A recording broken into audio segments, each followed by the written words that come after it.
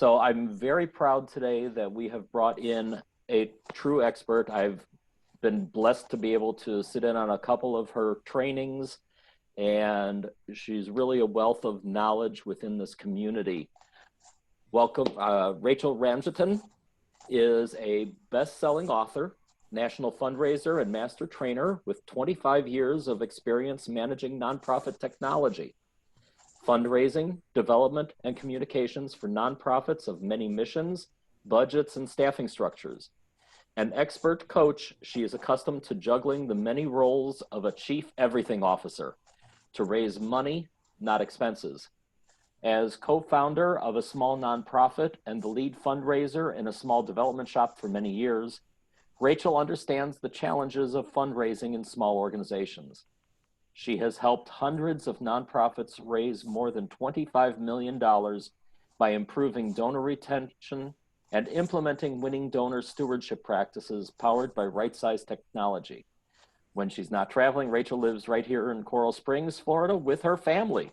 So without further ado, please welcome Rachel Ramjetan. And please, if you can all mute yourselves so that Rachel has the floor. Thank you. Thank you, David, for that warm introduction. And thank you all for showing up so early today. I think it was Judy who said that it's amazing how long it takes to commute from the bedroom to the couch. I can definitely relate. I think these days 1 hour or 1 day slides into another, and it seems like an endless time in our lives, but here we are. So I'm delighted to share with you today a little bit about what the fundraising landscape is looking like and the challenges of raising money now. I had that wonderful introduction from David, but if you'd like to keep in touch, I've definitely left my contact information here. I'd love to hear from you. And so let's dive right in. We're going to talk about 3 things today: how the fundraising landscape has changed. Because while it is possible to raise money, the way we do it has certainly changed, and the way that money is being contributed has also changed. Second, how do you pivot to virtual events? And then third, never waste a crisis. Every crisis contains opportunities. So what are some of the opportunities we have in this crisis? So I want to begin with a word of encouragement. Donors are giving. In March of 2020, donations processed by Network for Good were up 30% over March of 2019. And for those of you who have never heard of Network for Good, we process more than 250,000 checks each month to nonprofits around the US. So we're the largest processor of online gifts to nonprofits. And so what that means is we have a really good, large data set to develop trends and see what's really going on. You might have heard of us because we power Google, YouTube, and Facebook's giving platforms, but we're also a donor management company as well. So when you look at looking at our data set, giving was up 30% year over year in March. And there were only 2 weeks of what we call the COVID effect there, because places started shutting down in mid-March. In April, it was even more so, 75 to 125% increases across the board. It varied depending on the type of mission. So organizations that are providing direct services now, like food banks, obviously would be on the high end. And then those like arts organizations that have had to suspend their programming or greatly reduce it would be on the lower end of 75%. But they're still having increases in giving. And you might wonder, how does this happen? History can be a guide for us. After 9/11 and Hurricane Katrina and the Great Recession of 2008, there were certain trends that happened, and they are very present now, even in a more exaggerated basis. So I can illustrate it for you here in terms of 4 stages of fundraising after a crisis. In phase 1, you get a big bump. People are moved to help. They're like, oh my gosh, there's so many people that need help. And usually it lasts 2 to 4 weeks. In COVID, it lasted about 10 weeks, as I would say up to the end of June. And part of that was just the scope of the crisis. And then the second part of it was there was a Giving Tuesday Now Day in May that helped to keep people giving during May. We're now solidly in phase 2, which is the slump. And the good news for us is that The summer months tend to be a slump for nonprofits anyway. So if it had to hit us at a time, it's a good time to hit us now. You'll notice there are two different lines that we're tracking in this graph. Which line you fall on is largely going to depend on how well you engage your donors during this time. So organizations that are reaching out to donors and doing a lot of donor care, you'll be slumping less than those that only communicate with donors when they're asking for money. So this is the time to double down on reaching out to donors in new and creative ways so that you can have less of a slump than you would if you didn't. At some point, we're going to hit the surge, and we are pretty confident that surge is going to come towards year end. So the slump usually lasts 4 to 6 months. If we say that it started in July, then we should be in recovery somewhere around Thanksgiving to Christmas and into the New Year, Hanukkah, all the holidays. And that's good news because 70% of donations that come from individuals come between Thanksgiving and New Year's. So we are expecting a surge then. And the good news after that is eventually we're going to get to the new normal. And so the new normal in 2021 should get us to a place where we're higher than we were before. And so that's good news as well. It may seem counterintuitive given that there are high levels of unemployment and people are feeling uncertain. But you know, there's a certain psychology to going through crises where people feel the need to have some good news in their life because so much is out of their control. And donors are feeling just like me and you, like we're stuck in a bad horror movie and can't get out. There's no stop button. And so, they need something to feel good, and giving feels good. And so even though people may be going through hard times, they're often more generous in those times than they are in regular times. So we said the landscape's changing. How is it changing? Well, the first thing you can expect is that if you have major donors in your organization, they're going to give, but most of them will contribute less revenue than they do normally. The reason for that is major gift donors usually contribute out of their stock market earnings. And with the stock market being so unpredictable and in such a roller coaster state, they're going to have lower returns likely. And so that means that they will contribute, but maybe not at the level they did last year. Of course, there will be some donors, a minority of them, that will say, this is not the time to cut back. I'm going to double down on what I normally give because they feel the need to do that. But those will be in the minority. So if you're trying to estimate what you might be able to count on from your major gift donors, I would estimate somewhere between 50 and 75% of what they normally give is what they'll give this year. The second thing, and this is for the Chamber and as I know for the Festival of the Arts and others, contributions from businesses are going to be hard to come by. Most businesses are struggling, and so they're struggling to stay alive, and they definitely don't have cash. They may be able to give you some in kind, but it's going to be an uphill climb. Now, that said, depending on the nature of your event, you can often find businesses that will partner with you if you can give them huge exposure on the internet through social media and many other means. So it's not to say it's completely dead, but it has to be a pretty special sponsorship opportunity that helps them to connect with their ideal prospects in order for them to make that spend. And we'll talk a little bit about that coming up in the next few slides. From individual donors, we can expect that their gift sizes will be smaller. So the good news about that is more people are giving. And so you may actually see an increase in giving, even though the average gift size is smaller.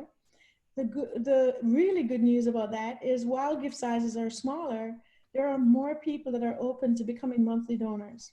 So if you don't have a monthly giving program, now's the time to launch one. Because it's a lot easier for somebody to say, I'll give you $10 a month than for them to make a gift of $100 or even $50. And then lastly, donors are supporting causes that they already love. So, donor acquisition is an important part of any fundraising mix. However, in this time, the real diamonds are in your database already. This is not to say that you can't attract new donors. There are certain mission types that are attracting huge numbers of donors. For example, social justice organizations like Black Lives Matter, the NAACP, there's a lot of momentum there, and in terms of their missions and the campaigns that they're running. And so they are attracting a lot of new donors. But for most of us, we'll be looking more at the people that we have in our databases already. So now for the main event. Given the changing fundraising landscape, what can you do? You know, this actually gets me really excited. I am a big believer of being an optimist, and my cup is always half full. And as you might have guessed by now, I'm a bit of a tigger in the morning. I literally bounce out of bed, and that's how I approach life as well. And so I always tell people that every crisis has an opportunity, at least one, and sometimes many. And this is no different. And the nonprofits that are going to thrive during these times and beyond are those that are going to embrace and try new things. And virtual fundraising events are one of the new things that's out there. I am a huge fan of virtual events for a few reasons. One is that it allows you to include more people in your event. So you're no longer constrained by a location's maximum capacity or how many dinners you can, serve up. This with virtual events gives you the opportunity to reach people who care about the type of work that you do, no matter where they live. And so it's a great way to bring in new donors and new people or supporters to your cause. Another reason I love them is because virtual events are very low budget compared to an in-person event. So instead of having to sign a contract for thousands of dollars with a hotel, to host a gala, and now you can do a virtual dinner online and not have any of that. So they are much more profitable and less risky than in-person events. So if you've been nervous to try one, don't be nervous, dive right in. What I've assembled on the next quite a few slides is what I call a lookbook of virtual events. So all of these links are clickable and the images are clickable. So when you get this slideshow from Becky after the meeting, you'll want to go through and click on these links and go to the websites of the nonprofits that I'm talking about, because many of them still have the campaigns active. And there are a couple that actually did webinars to show you how they did it. So the first one I want to start with is Dudley. There's a farm sanctuary that has an animal called Dudley, and they usually have a big event called Dudley Fest, and it's the place to go in the community. And so they no longer could have people come to the farm, so they decided to go virtual, and they did a couple really clever things. The first is they launched a peer-to-peer fundraising campaign, and then they also launched virtual e-cards or birthday cards with Dudley's image on it so that people could send cards to each other. And then bonus, they opened an online store that included Dudley Fest items like face masks. And so they were able to do a lot of creative things here. The Quincy Community Theater, they're a small theater in Quincy, Illinois. They used to have a virtual playwrights festival, which was a 2-night event, and many of their playwrights would read excerpts of their plays. And since the pandemic stopped them from meeting in person, they decided that they would do a virtual debut. And so what they did was they moved it all online, and they had the playwrights reading their plays online, and they actually landed up attracting more people. So basically from being in a tiny small town with a limited population, now they were able to reach theater lovers everywhere. Another great one is the Greenway Foundation. So those of you who mentioned the Garden Club, this one might be of interest to you. So Greenway Foundation usually has a 5-week summer camp where kids go in and they do different stewardship days, and they, clean up trash, go through waterways, very immersive environmental groups. But of course, they can't have the kids outdoors with them this summer.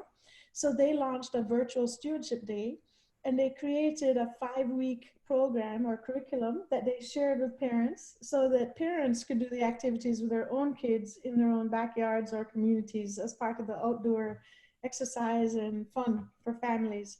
And that was a huge success.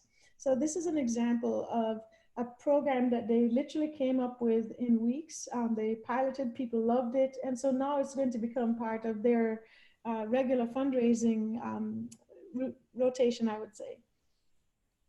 All right. Here's another great event, a virtual prom. And so I had 3 children, and my youngest graduated from Coral Springs Charter several years ago. But I remember how much fun my kids had at the prom. And I think that's one of the things that I was thinking about this summer, how many seniors who had never been to prom wouldn't be able to do it. And so this Best Buddies virtual prom, Best Buddies is a group that works with people with disabilities. They normally have a prom, but they couldn't do it. And so they ended up doing a virtual event. And you can see all the different activities that they did. They unfolded it over 2 weeks. They had videos, contests, all kinds of fun things. Another great one. This was a virtual bake sale, and that was the first time I actually heard about it, but it's very clever. This group landed up doing a 5-day worldwide bake sale that they launched on social media. It was organized by 2 DC-based chefs, and they were very concerned about racism and wanted to send a message that we all need to become anti-racist. And all they did was they launched this campaign or contest, and you were asked to mobilize your food and sweets. So basically, once you did your bake sale or you organized that, you sent them an email, and they had over 1,000 bakers volunteer and sign up to participate in just 2 days. So imagine, most of those bakers were probably unknown to them, and definitely outside of DC. And in the space of 48 hours, they essentially got 1,000 new leads on donors. So there's really creative ways that you can do this, and it's not expensive to organize at all. And if you have a little savvy with Facebook ads, or you have a social media company that can help you with it, you can actually gain a lot of traction for your events by targeting people who would be interested in stuff like this. So if I was running a Facebook ad campaign for something like this, I would be targeting any person who expresses an interest in baking as one of their Facebook interests, for example, or anybody who belongs to some kind of social justice group. All right, next one, the Boston Symphony Orchestra. So arts organizations have really been hit hard. They're not able to sell tickets to their events, and that is a huge chunk of their revenue. And so the Boston Symphony Orchestra decided that they were going to leverage their YouTube channel and come up with a 5 Fast Facts event. And so it was a whole series of videos, and they've used that to not only educate people, but also to raise money. So you can check that out on YouTube as well. And then another arts organization, they came up with a virtual encore. And so it's kind of like a dinner and a movie theme, but they were really creative with it. They started Facebook Live cooking demos. I've seen them. We have one at Network for Good, the Florentine Opera. They came up with a weekly event called Quarantine Opera, where they have singers and musicians mixing a signature cocktail, and then they do their thing. They'll sing something or play an instrument or something like that. And the cool thing about this event is that each week they choose a new nonprofit to be the beneficiary of their show's proceeds. So this is a group that's really trying to just raise money for nonprofits all around. So not a nonprofit themselves necessarily, but excuse me, spreading it around. And what people love about this is that they're able to engage with the performers throughout the show via Facebook chat.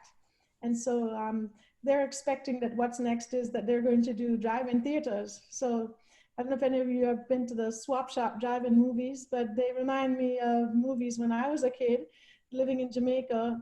We had a Harbor View movie theater, and it was a drive-in movie theater. And oh my gosh, we had so much fun there. So I imagine that drive-in movie theaters will be making a big comeback coming up soon. So I mentioned finding creative ways to give companies exposure and really attract them in terms of sponsors because of the coverage that you can give them. So Virtual Paws in the Park is an example of a group that did that. And they basically came up with a campaign with people who are dog lovers saying, you know, take your pet to the park and giving them a virtual map that they could do it with. And here you can click on the clickable PDF link, but they had a virtual vendor map. And so if you go onto this interactive map and you click on any of the vendors' names, they'll take you to their website. You know, and some vendors were able to create custom landing pages with special offers just for the people who attended that event. Others just dumped them straight to their website. If you're going to do something like this, I would suggest that you work with your corporate sponsors to come up with a landing page specific to your event. I want to talk to the Festival for the Arts folks especially. There are so many businesses in Coral Springs and Coconut Creek that are mom and pop owned.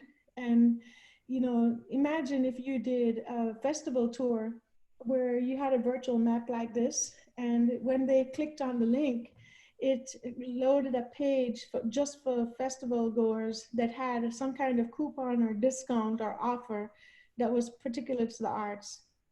What you're going to find is that sponsors are willing to do that depending on the number of people that you are able to expose them to.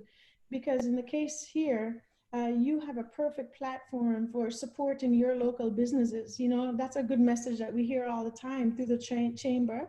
And certainly with the Festival for the Arts, you have local artists that do the same. So what if you paired a local artist with a business and had a business sponsor a particular artist, where when they went to that page, they had some kind of offer related to the festival and to the restaurant itself. In this case, businesses will see sponsorship as paid advertising, and it's worth their time because you have a broad reach and you're going to be promoting the event, and they're going to be able to get in front of lots of eyeballs without having to spend a whole lot of money. And so when you do a virtual map like this is a great way to help your businesses get more exposure.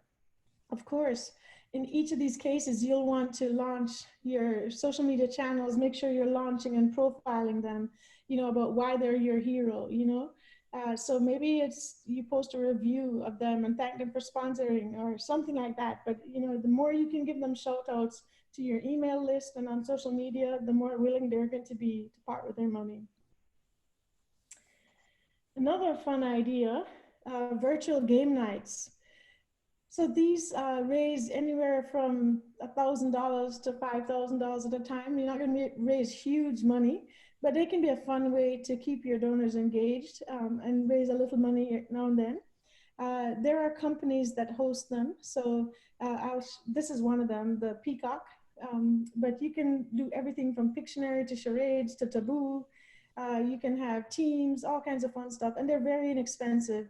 I was talking with someone yesterday that hosted one last night, and I think they paid $150 for the technology for the evening. So really fun thing to start with if you are trying to test the waters with virtual events, and they can be profitable, especially if you incorporate a mission moment, or if you make it about, you know, local facts and figures, you know, and then you can bring in that local angle and get people to engage. This is a fun one. I'm a loyal book reader, so a virtual book club is also a fun way to do things. So I'm thinking of the garden club here. You know, you probably could find many books on, you know, growing plants in tropical weather like we have, and, you know, or beautiful gardens, things like that. You know, book clubs are easy. Basically, you just invite them to a book club meeting, and you can charge admission if you like, or you can make them free depending on what your strategy is. With all of these events, there are two ways to make money. One is charging admission for the people that attend. And the other one is to do what I call get butts in seats strategy, where you offer the tickets free or very low cost. And then you're using a mission moment during the event to solicit people to make a gift. Now, the one thing I'll say is I suggest you have some kind of admission. So two strategies I use. One is I will make the event free if they register ahead of time online, because that means they have to give me their name and email address. And even if they don't show up for the event, I can still reach out to them by email afterwards. Or you can do an event that has a small admission fee, you know, say $5, but the real pitch is going to be in the mission moment that you host in the event, so that you can talk about the work that you do and invite them to get involved. But either way, more of a fan of the really low cost, or, you know, free admission if you register online, uh, because it's more inclusive for one reason. So even people that can't afford to buy a ticket are not prevented from attending. And that's very important to who I am as a human, inclusiveness.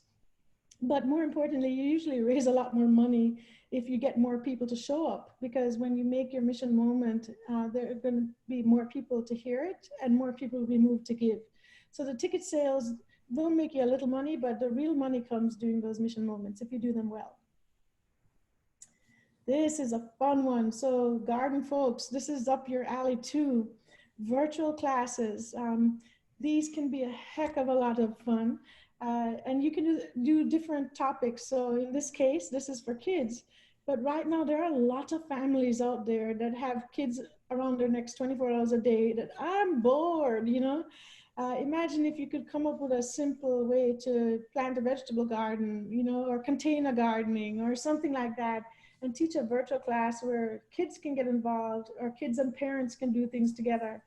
Um, I also have a friend, many of you probably know him, George Gadsden. He's an artist, and much of his work is in Broward County, lots of sculptures all over the place.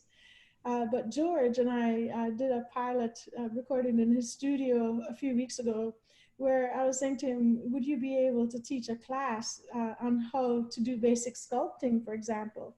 So you can come up with all kinds of ideas. The real fun of it is to try and find something that's aligned with your mission. So if I'm at the Festival for the Arts folks, I don't mean to keep calling you out. I'm just a big fan of your event. And I know how hard arts fundraising can be right now. Imagine if you did a series of, you did a virtual festival, and all the artists that would have participated in your event do a free virtual class for the, you know, and then in that class, there's a kit that they can purchase from the artist if they want to do this again, you know, or do it at home.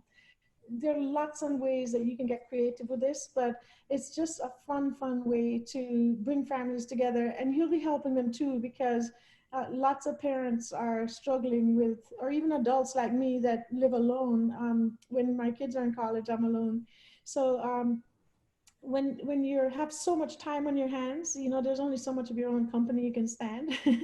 And so having the chance to do classes virtually and learn new skills is something that is of interest to a lot of folks. So this can be very profitable for you. Now for a couple more, the Race to End Poverty. This is a virtual 5K race. It's done by a huge nonprofit in Washington, D.C. called A Wider Circle. They provide people who are on the verge of homelessness or emerging from homelessness with everything they need to start a home. So everything from kitchen pots and pans, knives and forks, to beds, living room furniture, you name it.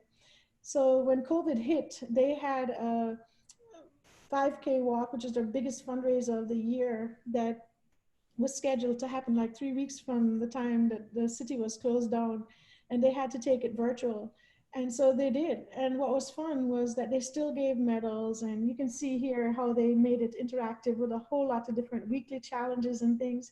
And if you click on the link that says click here to register, it'll take you to the page where you can see how they did all of it. That same group also did something called 30 Days of Dinners. And so in this one, they asked their supporters to sign up to host a virtual dinner and invite their friends. And so basically what would happen is the supporter would either order the dinners to be delivered to the homes of their friends, or they also had the option to send out a recipe card to encourage their friends to prepare the same meal in each house, which is a low budget option. But during the dinner, when they all gathered to have the dinner together, they would invite a staffer from a wider circle to do a mission moment and talk about what they're doing in DC and how they're helping people online and virtually now that they can't do it in person, with job training and coaching and things like that. And they raised a good amount of money with this. So if you click on the sign up button, you'll see the page where they did it.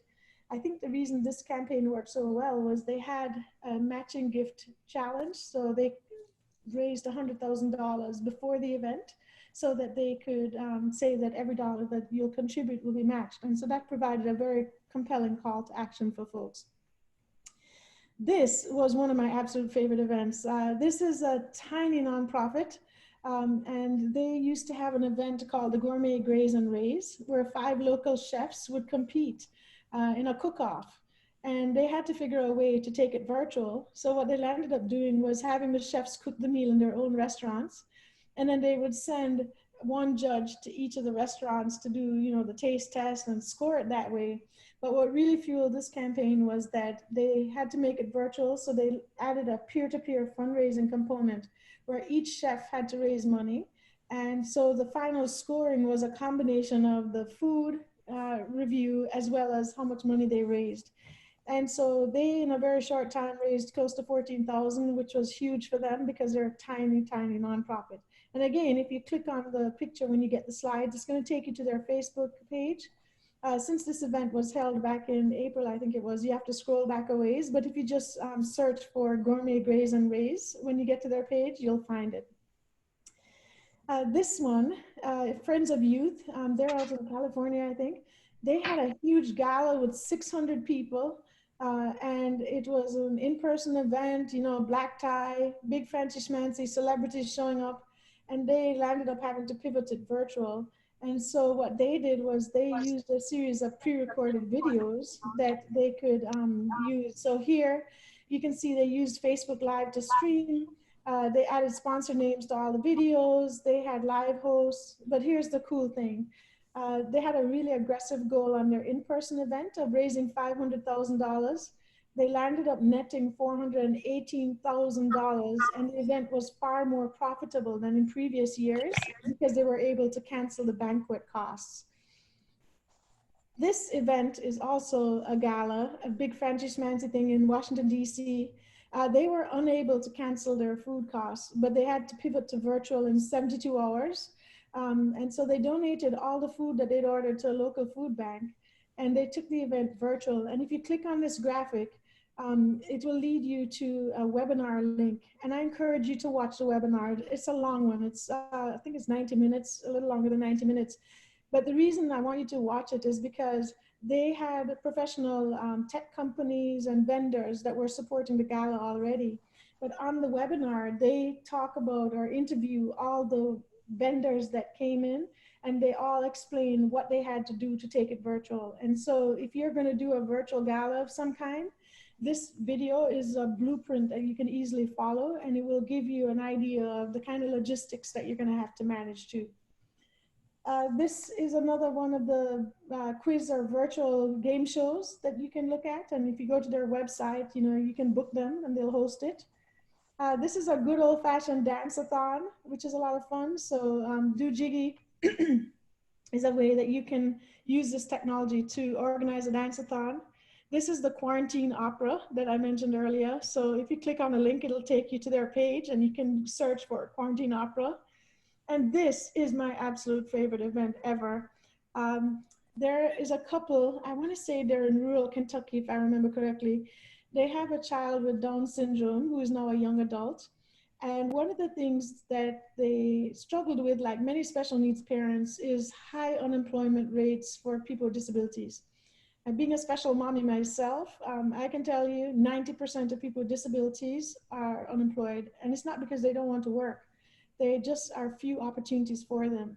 And so this couple started a restaurant that they called No Limits Cafe. And all of the staff are people with disabilities, mostly people with Down syndrome or autism.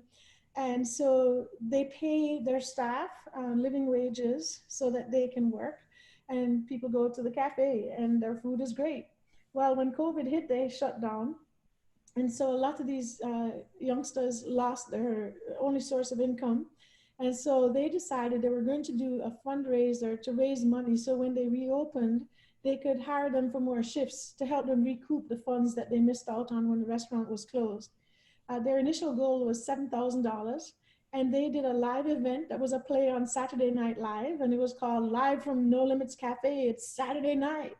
And I really want you to take time and watch the event. When you click on the link, you'll see it. It is so cleverly done in the way that they weave in their mission amidst the fun. They have their staff doing snippets of it where they're talking about what it feels like to work at the cafe. They've got parents, you know, being interviewed to talk about what it's like for people to their children to have the dignity of work. And of course, there's lots of dancing and fun. So that's an easy event, and you'll see they aim to raise 7,000. They raised $42,000, and I don't think the event is even 2 hours long. So I've given you a ton of ideas on virtual events. What does it really take to pull it off? The big thing with virtual events is that you need to be able to have some kind of streaming platform with text to donate options, online giving pages, and you also need to be able to have multi-channel communication tools so that you can reach out to people on many different channels, whether it's email, in print, social media, or text. And then the other strategy that helps to make virtual events fun is you need to have a live speakers, preferably a host or an MC. It needs to be somebody like me who is really bubbly and alive and passionate and can get people excited about stuff. You know, if you have somebody who's very low energy, they're not going to get your audience fired up, you know? You really need somebody who's bubbly. And you know, people, one thing people say about me, and it's I hear it every day, is how passionate I am, and you know how much they love and feel like they can do it too. And it's because I really do love what I do. And so that's the kind of person that you want. Whoever loves what you do and can get people fired up about it, that's who you want as your MC. It's a good idea to pre-record videos to share information about your impact so that you don't have to rely on live testimonials, because Murphy's Law will apply. Whatever can go wrong will go wrong. So pre-recorded videos help you to have a way to have a very structured content approach while you have the live speakers. Most important, you have to have an easy way for people to give and recognize donors as they give. So if any of you ever listen to NPR, when they have their telethons or radiothons, I guess we call it, you'll notice they're always shouting out people, thank you, Rachel in Coral Springs, you know, or thank you, Rebecca in Hollywood. And the reason they do that is they are triggering a psychological feeling called the fear of missing out. So if I'm at that event and I'm hearing everybody else's names being called out, you know, then I'm going to want to be called out too. So that's an important part. So last bit of advice, if you're going to do a virtual event, invest in the right tools. Don't go cheap. You need to spend your money on technology to make sure it works well. Make sure you have a dress rehearsal with all the equipment and all the speakers, because it seems like it's an easy thing, but again, Murphy's Law is going to get you every time. And then lastly, add some personal touches. So before the event, reach out to people that have registered for your event and tell them how excited you are that they're going to be there and that you can't wait to see them, and follow up after the event to thank them. And if you're using sponsors and you're able to give free gifts for that event, whether it's digital gifts, which would be cheaper, or whether it's something you actually drop off or mail, all those things can help with that experience. So I've shared a lot with you in a very short time. I just want to encourage you to be bold, be creative, and be hopeful. Because as you know, every crisis contains opportunities, and every opportunity is something that gives us a chance to grow. If I am asked about the opportunities in this crisis for nonprofits, there are several. First, board members suddenly understand what an existential crisis is for your nonprofit. They understand in very real terms how close you are to closing down. 50% of nonprofits have less than 1 month's cash in a reserve fund. And so Whereas before, it might have been difficult for you to get them on board for doing things like give and get policies, starting an endowment with your local community foundation, trying new ideas like virtual events, or even them getting involved in fundraising. Now they get it. So you need to strike while the iron is hot. This is the time to train them, to engage them, and to make it fun.